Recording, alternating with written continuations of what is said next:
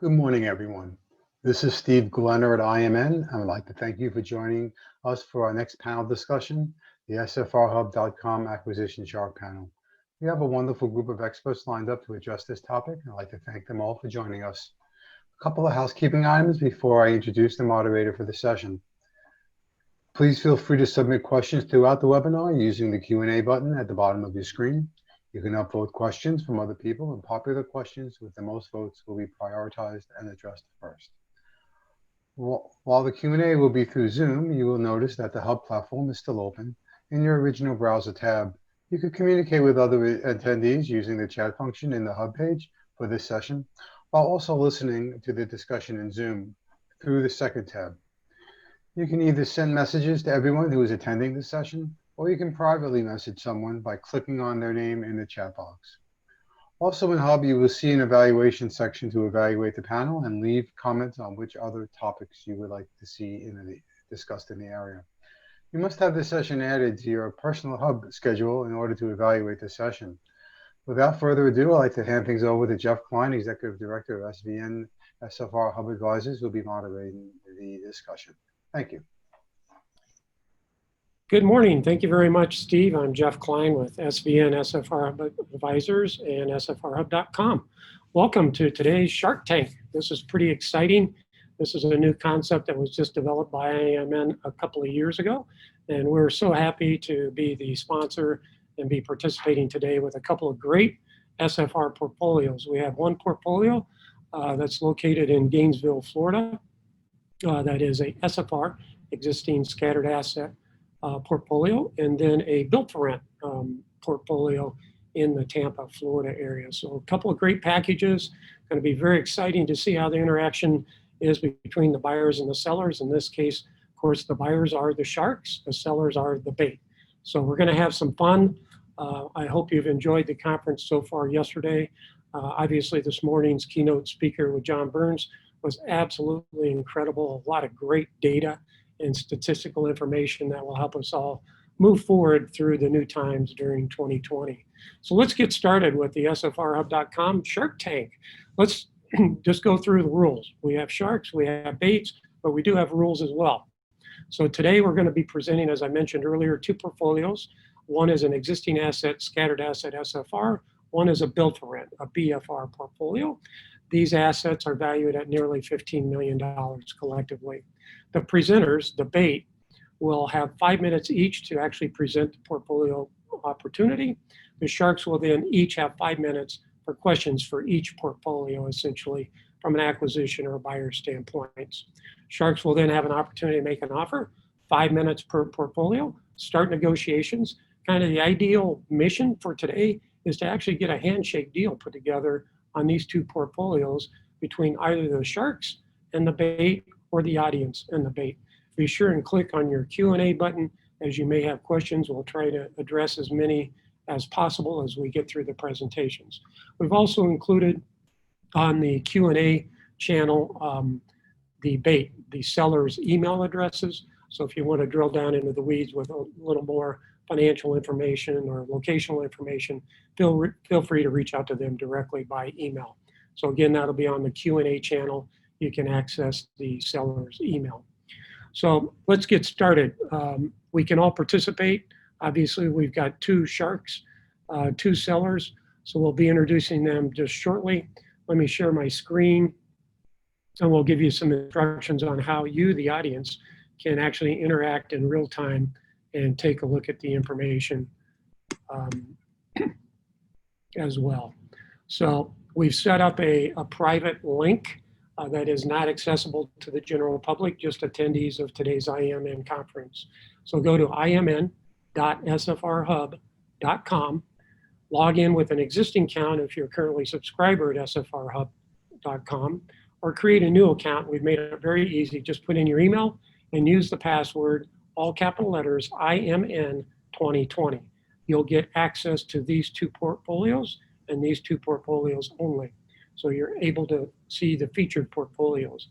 By clicking on each portfolio, you'll be able to view information such as a pro forma, offering memorandum, locational information, maps, school rankings, so on and so forth. So you'll be able, the audience will be able to complete with the sharks by submitting an offer if you're interested in either portfolio. Just again, indicate that you're interested in offering, include your email in the Q&A channel, and then we'll get back to you post Shark Tank. So let's get started. I'd like to have the presenters, the sellers, and the sharks, the buyer, introduce themselves today. Let's get started. First of all, Thad, if you'd like to come in, he's joined me in the SFRhub studio today. I'm going to hide this. So be socially responsible here. Distance. Thad is a presenter, and if you'd like to introduce yourself. I'm Thad Switzenberg. I'm a portfolio investment advisor here with SVN SFR Hub Advisors, and I'll be presenting the BFR in Tampa, Florida. Michael Steinberg, you could introduce yourself. My name is Michael Steinberg, and with the Prestige Equity Management, Inc. I've been in the real estate business for 45 years in North Central Florida. And we have a portfolio of single-family assets to present. Okay, terrific. Thank you for joining in and spending extra time over the last couple of weeks to get everything all prepared. Okay, let's go to the sharks. These guys are mean, lean and mean. They're sharks. They're here to make a deal. So let's see it happen. Let's get started with Luis-Miguel Aste. Hi, so thanks for having me. My name is Luis Aste. I'm with TCS Annika Homes. I'm the Director of Acquisitions, and we're here based in Philadelphia. For the most part, we've been investing here in the city over the past few years, but eventually we are looking to expand into other areas throughout the country. So very interested to see how Florida is doing today. Thank you, Luis. Luis is a very tough negotiator, so the sellers have their work cut out for him this morning. JKJ. Hey, I'm JKJ. Appreciate you guys having me. I'm CEO and founding partner of Hudson Oak. We have offices in Greenville, South Carolina, and New York City. And I also know firsthand for a fact that JK is a very tough negotiator. So again, the sellers have their work cut out for him today. So this is going to be fantastic to see the interaction and back and forth. Okay, Michael, let's get started with your portfolio located in Gainesville, Florida. Sure. Basically, it started as a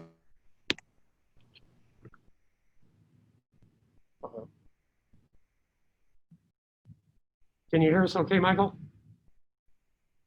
Uh-oh. Okay, you're back. We can hear you now. Okay, I'm sorry. Well, it started as a portfolio of 32 initially, and then as Thad's aware, we started to list them locally, individually about 2 weeks ago, and it listed 8. Those 8 are under contract or closed already, and plan to list about 2 or 3. Okay, you're cutting out just a little bit. Okay, all right, can you hear me now? Yes. Okay, so there's 24 properties remaining in the portfolio currently, and they can be, since we've started selling them individually, there's no problem with someone buying them in any size portfolio up to the 24 that we currently have. The as far as management goes, I know some excellent residential managers in the Gainesville market that I can make an introduction to if somebody requests that. I'm 67 and I want to spend more time in North Carolina at my home and not just come up here 1 week a month. So that was the motivation to sell these properties. We've had these particular properties for 8 to 10 years. And I have to say that they've been at a 100% occupancy. I just can't think of a time that any house has been vacant for more than a few minutes. I mean, literally, I've had people move out and my guys in there overnight till early morning hours, turning it over, getting it ready, because somebody's showing up with a U-Haul at 8 o'clock in the morning to move in. I normally check with tenants 2 to 3 months out before their lease ends. If they do a renewal, fine, we do it. If not, it hits Zumper, Zillow, apartments.com. And normally I have somebody under contract, under a new lease within 48 to 72 hours. That's terrific. I just set up I set up one time and have a half a dozen or so people show up during a 1 hour period of time, usually 5 to 6 p.m. and while the old tenant's still there, and hand out the lease apps, and they fill it out and email them back to me, and and then check them out and select somebody. But the idea of vacancies in our market is pretty unheard of. But I think one of the driving forces is the University of Florida, Shands Hospital connected with UF, the VA Hospital, North Florida Regional Medical Center, and a whole host of tech companies that are in a couple of different research parks, one associated with UF. And so they're always bringing in new people into the community. Most of them are younger people in their 20s, 30s, and so on that are tenants and whatever associated with hospitals or tech or whatever. But there's always an ongoing number of people that are always contacting me, even if we don't have anything posted. They've just heard we've had things and they're reaching out, and that indicates the market's tight when people are reaching out for a rental when you have nothing available. Sure. But at any rate, the thing, COVID has not been any problem in our market. First of all, Alachua County, where Gainesville is located, has a very low incident, thankfully. And as a result, it hasn't been that big a problem as far as rental. In our case, we have zero number of tenants who have had COVID or have been affected job-wise by COVID. We have maintain a 100% collection timely every month. Right now I have one tenant who's partially paid for August, and that was only because her brother died recently, and she has out of work for a couple of weeks and what have you, but she's going to be caught up by tomorrow.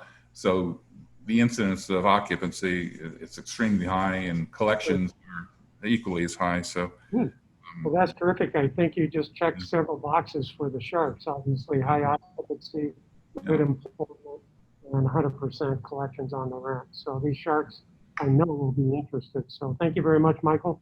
Sure. We'll get back to you in just a couple of minutes with some questions from the Sharks and from the audience as well. Thad Switzenberg, let's hear about the Tampa build-to-rent deal. Thank you. The Tampa build-for-rent deal that I'm presenting today is going to be 54 homes that are a mixture between fourplexes, 6s, and 8s. They're located in Tampa, Florida. Right now, the development is in horizontal with planned vertical going in Q1 of 2021. Right now planned, they're all 1,506 square foot, 3-bedroom, 2.5-bath townhomes. The spec level is going to be an open floor plan with typical BFR finishes. So think granite in the kitchen, laminate in the bathrooms. But the beautiful thing about this is the very experienced but brand new venture of this builder developer is open to negotiations. If you want something different built on it, we can talk about that. If you're interested in changing the size, the floor plan, that's open to negotiations. And if you are a builder and you're looking to maybe just purchase the lots, I'm sure we can talk about that offline as well. I'm open to some specific questions, and I look forward to it. Thank you very much, Thad.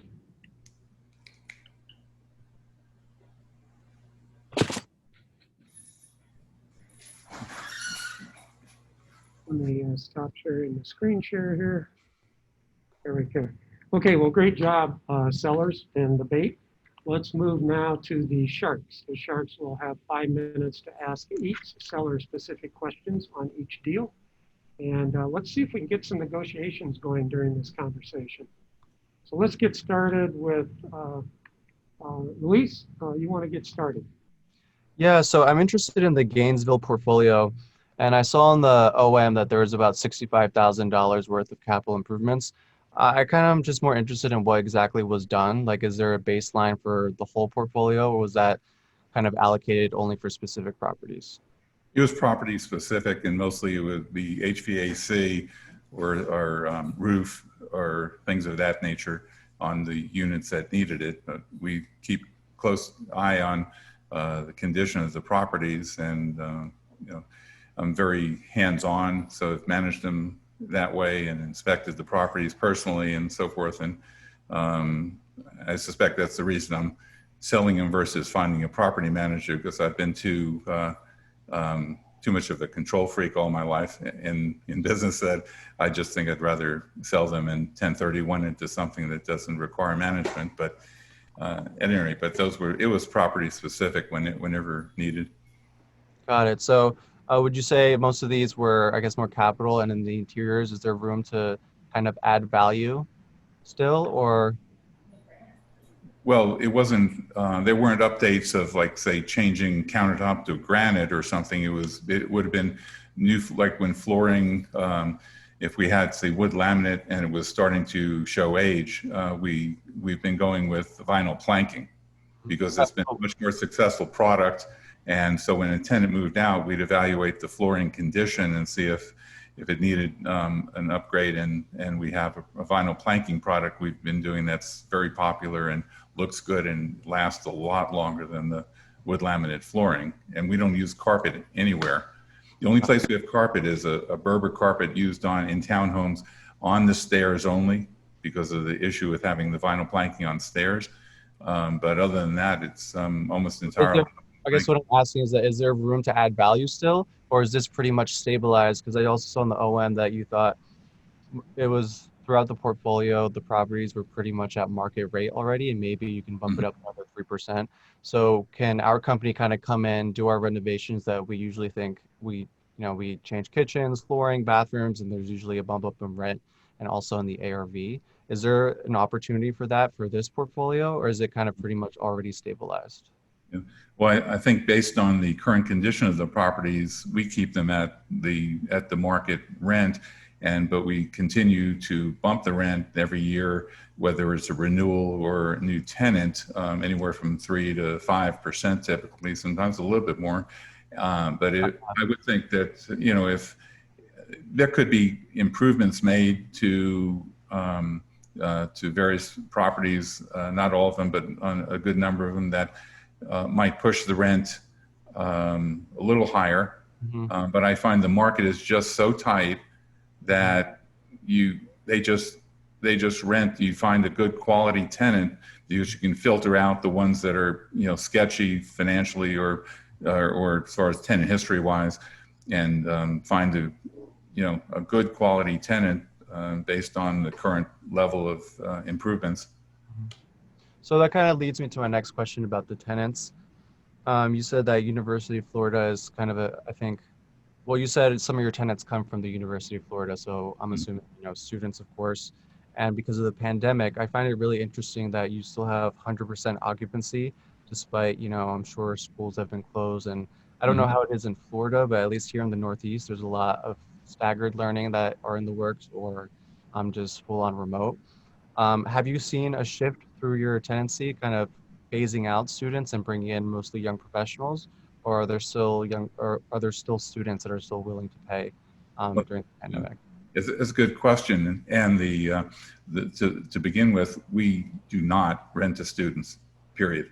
Got it. Properties we acquired were specifically acquired in areas of the community where there would be a strong market for workforce housing as opposed to students, because I just know from memory from decades ago what you can do as a student to a property, and I just didn't want to own properties that were close to UF, but we find that we have a lot of people who are either young professors or graduate teaching assistants. We've had a few students who, like a law student who'd been a high school math teacher for 12 years before going to law school, and he rented it for the whole 3 years.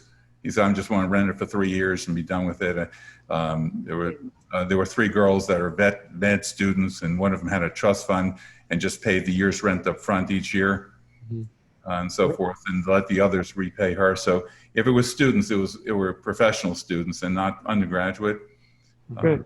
So That's good information, and let's check several more boxes for the sharks. Louise, one more question. Our time's out, and then we'll move to JK.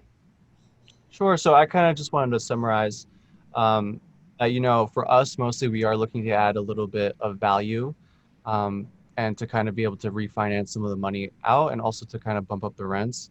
from what I'm hearing from Michael, it sounds like it's pretty much almost at market and stabilized. So I don't know if this is going to be the best portfolio for us, but it definitely sounds very interesting considering the very high occupancy rates and that, you know, you can pretty much buy something that's already cash flowing from day one.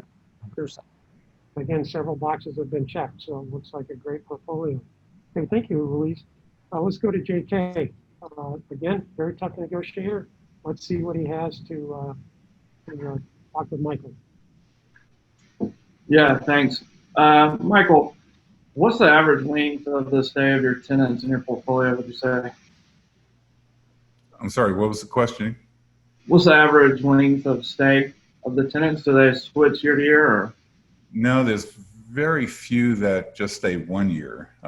We have tenants who have been there 5, 6 years. We have one house where the tenant was there when we bought it 8 or 9 years ago, and they're still there.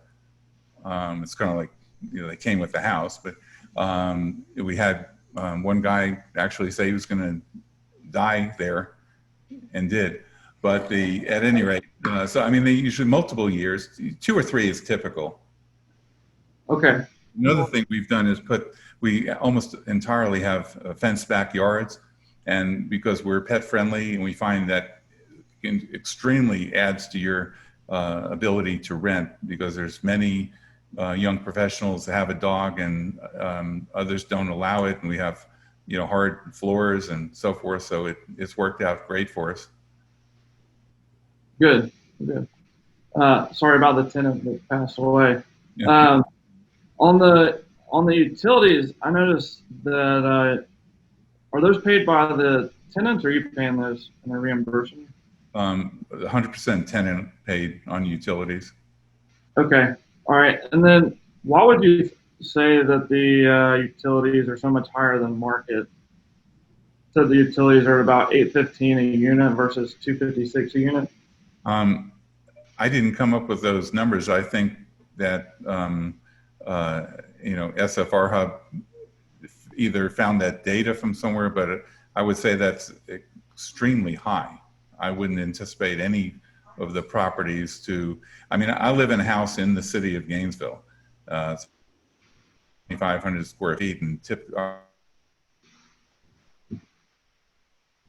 So it sounds like there may be some upside in the NOI there when you adjust back down to actual utility amount. I mean, these homes aren't that large, so if anybody was having an $800 utility bill, they'd be screaming. Sure, good point. So there may be some upside from a buyer's standpoint in adjusting that utility rate to actual. JK, other questions?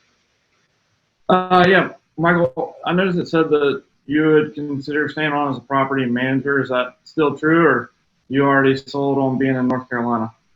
Well, you know, my wife is still at the VA, so I'm trying to convince her to retire, but she's a lot younger than I am, and she's having a hard time wrapping her head around it. But if somebody wanted to buy it and said, hey, would you consider being the property manager for a year, and then we'll transition to somebody, that wouldn't be a problem. I don't want to do it on a long-term basis. So I would either make an introduction, or I would do it for a period of time, like up to a year, and then help find somebody that I felt comfortable with to recommend. That's helpful. Okay, well, any other questions on this package, JK? No, thanks.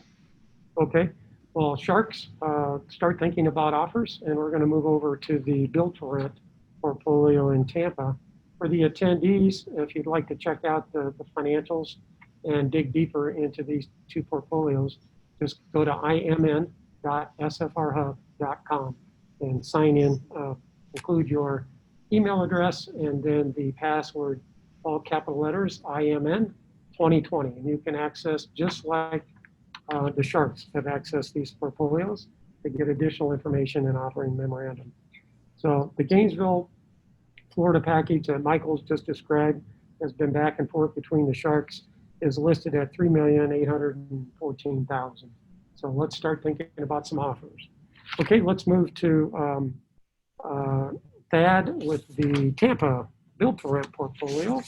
And while you're on the screen, JK, would you like to get started as the shark with some questions for the seller. Yeah, absolutely. Hey, Thad. How many units do you think that the builder can deliver each month once they begin vertical? If there's a forward commitment, he sounds like he can build it out fairly quickly. If there's no one at the table, they were planning on one a month, one being either 1.8plex or 1.6, but that's him going slow, trying to look for an investor. It sounded like he could build it out in 2 to 3 months. Okay. All right, great. And I know you said that they're scheduled to finish horizontal development at the end of the year. Where are they currently have all the utilities in place and paving road and curb, or where are they in that process right now? Sorry, I missed that last part. Will you say that one more time? Cut out. Yeah, where are they currently in the horizontal process? Have they put in roads? Infrastructure is being laid right now, Okay. and he gave that determination as a kind of a conservative effort. If you were to come in and say, I wanted it in beginning of December, he said that that's probably possible. So he's moving at a standard pace, not trying to fast track it, but he has that ability. So the infrastructure is in. I'm pretty sure that we're getting close to roads, and he could turn it on a little bit faster is what he said. Okay. All right, great. And then, with the price of lumber currently, who knows where it is when we start vertical? How's he considering that in the pricing of the portfolio today? So as of right now, everything's been fine for him. He hasn't said that he's had that much pain. That being said, with the knowledge and the information that we've been given in the last day or two, with lumber prices going up massively, that might need to be a conversation that needs to be had, especially if they continue to increase. But so far, the last conversation I had with him in the last 2 weeks, there wasn't enough pain for it to cause any massive issues. Okay, great. And then you mentioned purchase of lots. If we, how's he proposing that purchase? Just then rolling like a traditional builder? Yep, finished, ready to build lots. Right, but taking them down in rolling takes or just in a single take? To be honest with you, that's a conversation that we could have.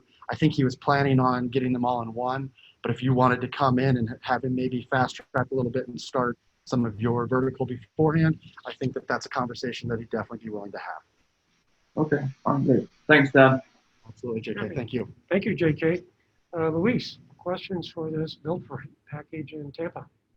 Hey, Thad, how's it going? So, like I said earlier, we're based in Philly.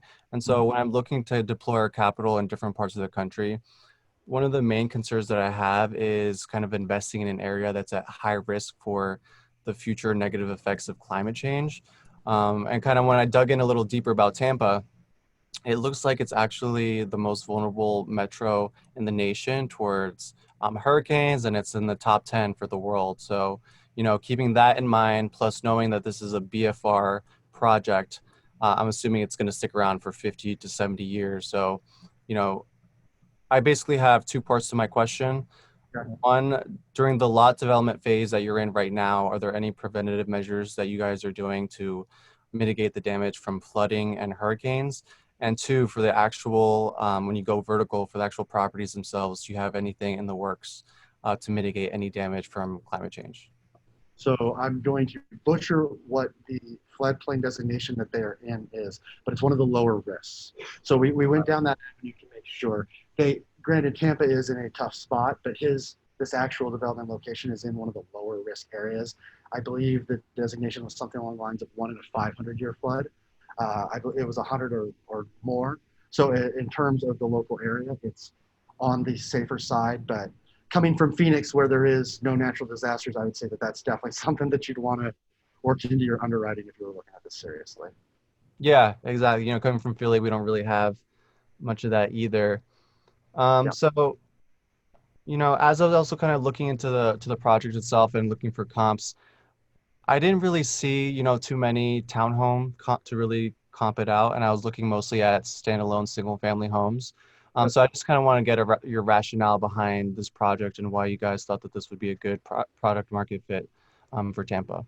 Well, you actually kind of hit the nail on the head there, that there's not a lot of comps. There's not a lot of homes that are being built kind of around this, both price point and this destination. You'll see some lower level starter homes that are a little bit cheaper, but then you'll see some homes that look very similar to this that are going to be just a little bit more expensive, that are retail, but there's nothing that's being rental specific built in this area like this.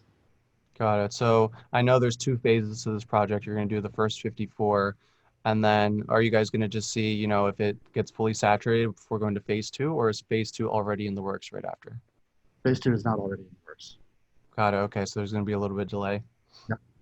Yeah. That being said, if you were interested in, let's say, moving that process forward a little bit, he's open to that conversation. He just wants to see how this first one goes down first before they start deploying a whole bunch of money to start phase 2. Yeah, that makes sense. And also, I saw earlier this week, just about the Mortgagors and Bankers Association, there's a lot of talk about the delinquency rates going on. And, we're at all-time highs for FHA loans. I think it's about 16%. And for regular mortgages, it's around 8.22%, which is a 9-year high. So I kind of dug in a little bit to Florida specifically. And it also said that Florida was one of the top 5 states that had the largest increases in delinquencies, which kind of just, is just context to lead me into my question, which is, why should I invest today knowing that there's probably going to be a large set of delinquencies coming from the short to medium term, and we could probably get it at a discount in maybe 6 months to like a year and a half or so? So the one thing that I would say to counter that is actually along the lines of what Michael Steinberg said. We, during April and May, we went down all of our sellers and did essentially a survey to see how much pain they had. And in this asset class, the pain was significantly less than we were seeing across many others, to the point where we heard a lot of what Michael said. Little to no delinquencies, tenants wanting to stay put, longer list of inquiries for new tenants. And it's not just Florida. We're seeing that in pretty much everywhere that has a single family or a townhome product. Mm-hmm. So I would say that that's a big question mark, and I will agree with that. But a lot of the data that we're seeing right now is not as severe as it sounds or it seems. Got it. Okay, so it might just be in pockets here and there then. Because it sounds like Gainesville and also Tampa both have pretty good occupancy rates then. They do. Yes. They do. Very hot markets for sure. Okay, well, thank you, Luis. We'll switch here. The sharks on stage are considering offers and or negotiations. We'll get to that in just a few minutes. We only have about 6 minutes left until the end of the session. So we'll address a couple of questions while you prepare your negotiations and or offers. And I'll be asking you, JK and Luis, if you do have interest to make an offer on either package or both. So let's start here with Legacy Realty question. Can we send you that package? The answer would be yes. Thank you very much, Bob. Thank you, Bob. I'll get you that package, yes. That's easy. Next is, what is the average annual turnover on the Gainesville portfolio? I believe, Michael, you really spoke about that. I believe JK had the question that typically your tenant stay is about 2 to 3 years on average. Is that correct, Michael?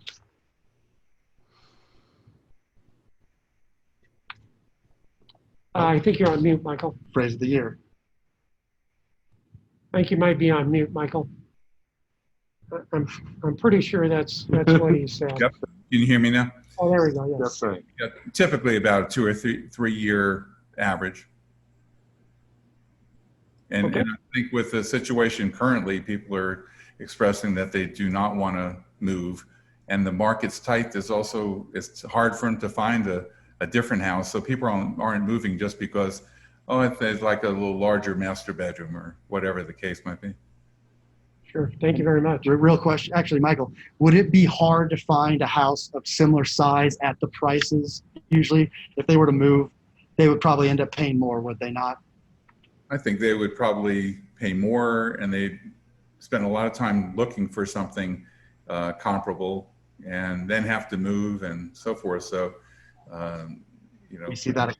If the property is well located to begin with, you have an advantage in maintaining occupancy, which was one of our goals in purchasing the properties initially. Sure, that's a very good point. Okay, gentlemen, I believe that we've addressed most of the questions. There's only one other question. This question was actually for the Sharks, which either the Sharks or the sellers could respond to this. But if you're not already in the Gainesville or Tampa market on a smaller portfolio such as these two, how do you manage small deals, small portfolios if you're not already boots on the ground in that market? That's open to the Sharks or the sellers. Anybody want to take a run at that? Obviously, it's an opportunity for third-party management. We do know that both in the Gainesville and Tampa area, there's some great third-party property management companies that can certainly do an awesome job on these particular two asset types for sure. So typically the answer to that, if you don't have your internal boots on the ground from a property management standpoint, you go outside to third-party management until you grow your portfolio a little larger and can justify your own operating infrastructure in that particular market. Okay, Sharks, we've just got about 3 to 4 minutes here. Let's divert over to Luis in regards to negotiations, and are you interested in making an offer on either package or both? Yeah, so, as I hinted to earlier, TCS Annika Homes is mostly looking for portfolios where we can add value and really kind of pull out most of the money through a refinance. So for both of these portfolios, they sound really good, I think, for investors in general, but I think for us right now, it's not really the perfect fit. Sure. Okay, well, thank you very much. JK, you still have some competition with our attendees, so keep that in mind in your negotiations. Yeah, I know. Michael, you have a wonderful portfolio. I think we would need to have a larger portfolio to hit our efficiencies of scale in a market. So for that reason, we would pass. But we're also focused heavily on build for rent. So the Tampa deal is attractive to us, and I think that I could make an offer to you guys, but it may be something that's a little bit more inventive than what's on paper. I just had a question on the second phase. Are those lots entitled and permitted already? I'd have to go back to my notes, but I don't believe. I think it's in the process. I think it's pretty far along, but I'm not 100% sure, so I don't want to give you a definite answer. Okay. I'll get back to you. Okay. Okay. Well, Sharks and bait, thank you very much today. It sounds like we've got an offer coming in on the build for rent package, which is pretty exciting. We've been in tough competition with the IMN multifamily Shark Tank, which has actually been able to get a couple of deals done on stage, which is exciting. So that's our mission, and it sounds like we're maybe pretty close, at least on one of the packages today. We still have inquiries coming from today's attendees, so yet to be determined, and we'll certainly report back. So thank you very much, everyone, for joining the SFRhub.com Shark Tank today. It's been pretty exciting, a lot of back and forth between the Sharks and the bait, a couple of great portfolios, and I'm sure we'll have some fantastic interest from the attendees. So thanks again, Steve. We'll turn it over to you. We appreciate the opportunity to participate. Thank you, everybody.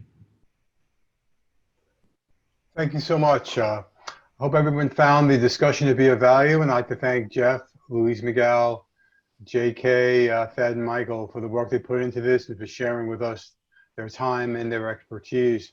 We will now have 2 sessions starting in 15 minutes. One is our BFR overview, and the other is our maintenance and rehab panel. They can be accessed through the sessions page in Hub once you left the Zoom webcast. In the meanwhile, feel free to visit our raffle page and navigate to sponsor booths. We're hosting raffles for a chance to win some amazing prizes. As a reminder, you must visit the booth by 4 p.m. today for a chance to win. Please be sure to fill out the evaluation for this session in Hub. As a reminder, this session needs to be added to your schedule in Hub for you to be able to evaluate it. Thank you. Thank you.